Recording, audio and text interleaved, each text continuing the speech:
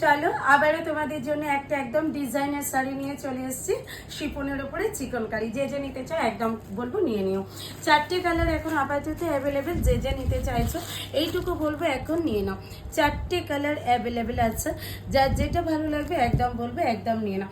দাম থাকছে কিন্তু তোমাদের জন্য কত বলি, একদম 1750। এসএস নিউ হোয়াটসঅ্যাপ করো প্রত্যেকে, একদম হোয়াটসঅ্যাপে দেওয়া নাম্বারে।